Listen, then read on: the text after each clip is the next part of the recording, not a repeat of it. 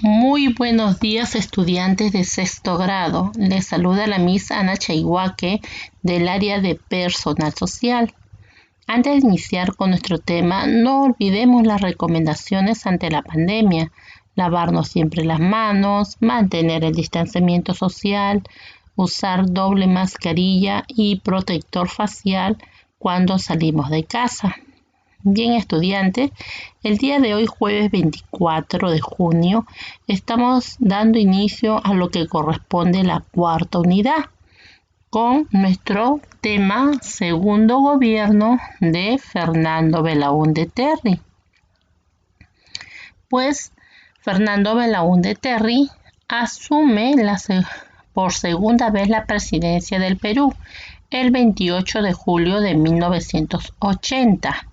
¿Quiénes participaron en estas elecciones? Armando Villanueva, por el Partido Aprista, Luis Bedoya y Fernando Belaúnde Terry por Acción Popular, siendo él nuevo presidente, ¿no?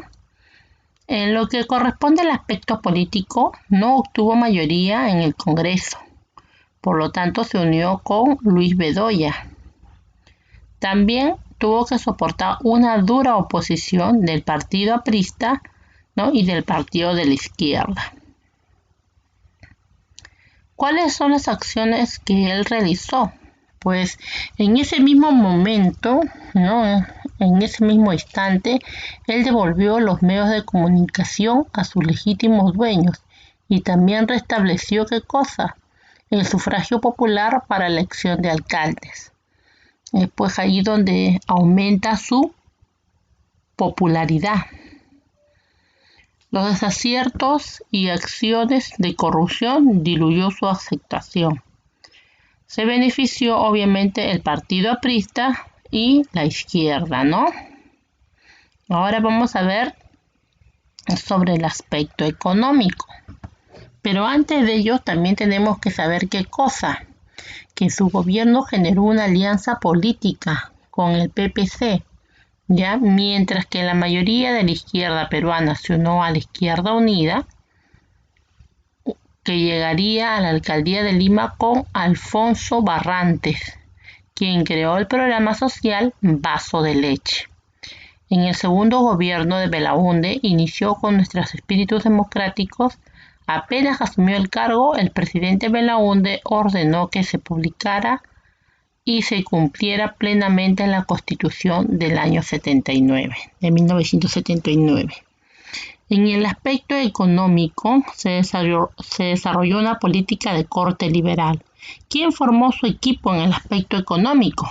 Tenemos a Manuel Ulloa Elías, a Pedro Pablo Kuczynski, a Richard Weck, a Carlos Rodríguez Pastor, a Juan Carlos Hurtado y otros.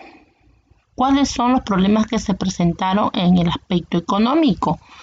Lo que es la deuda externa, crisis agraria, problema de la descapitalización y crecimiento de la burocracia estatal. Decimos pues que fue un estado que prácticamente se encontraba en la bancarrota, ¿no? Pues la clase media en crisis, los sectores populares empobrecidos y un sector informal creciente. ¿Y cuál era la solución para ello? Pues la solución era controlar la inflación, es decir, disminuir la crisis, racionalizar el calendario de pagos sobre la deuda externa, fijar realmente precios reales para la producción local y promover el retorno del capital extranjero. ¿Ya? Acá lo podemos ver, ¿no? Primeras medidas que tomó. Disminuir la participación del Estado económico, producción en el gasto público, fortalecimiento del sector privado y fomentó las inversiones extranjeras. También, ¿qué pasó? ¿Qué sucedió? Pues realmente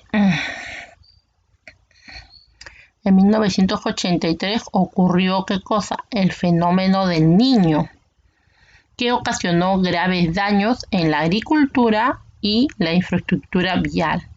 siendo al norte del país la zona más afectada. El sueldo del sector público está entre 30 a 50 soles mensuales. Se inició la emisión inorgánica de los billetes. También se decretó una apertura a las importaciones, pero fracasaron las industrias nacionales y se adoptó un nuevo patrón monetario que fue el INTI. Acá podemos ver la moneda del INTI, ¿no? Miguel Grau en la parte de adelante, y acá tenemos como siempre el escudo nacional. O sea, el INTI se da en el año 1985. En el aspecto social,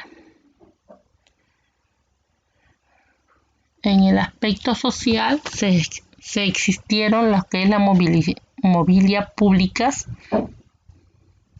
y privatizaciones populares. ¿Cuáles eran? El sector intersectorial de los trabajadores estatales, la Federación de Empleados Bancarios, el Sindicato de Trabajadores de la Educación Peruana. También se asignaron los siguientes movimientos. Apareció lo que es el Sendero Luminoso y el MRTA. ¿Pero qué cosa es el Sendero Luminoso? Pues es un inicio de ataque que se da el 17 de mayo de 1980 en el pueblo de Chuxi, es decir, en Ayacucho, y tenía como líder a Abimael Guzmán Reynoso, más conocido como el Camarada Gonzalo. A partir de 1984 empezaron a hostigar a las ciudades, principalmente a Lima.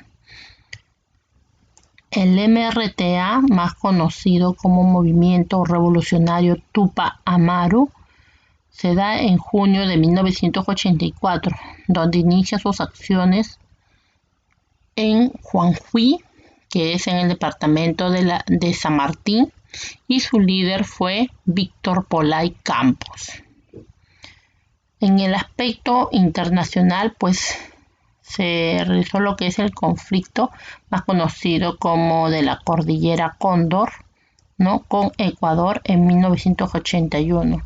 Es un conflicto conocido también como el falso Paquilla, donde las tropas europeas se infiltraron en territorio peruano y llamaron al puesto peruano, tomado como el nombre de uno de los pueblos Paquilla. Pero el ejército peruano los deslojó en una semana y recuperó el territorio invadido, por lo que fuimos acusados de haber atacado un pueblo ecuatoriano.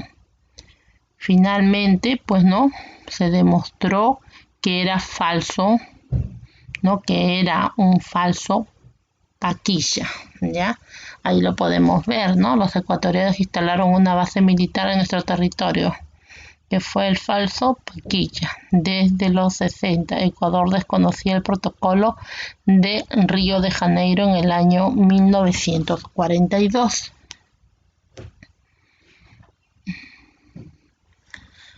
Su final fue en 1985, donde su popularidad alcanzaba solamente un 5%.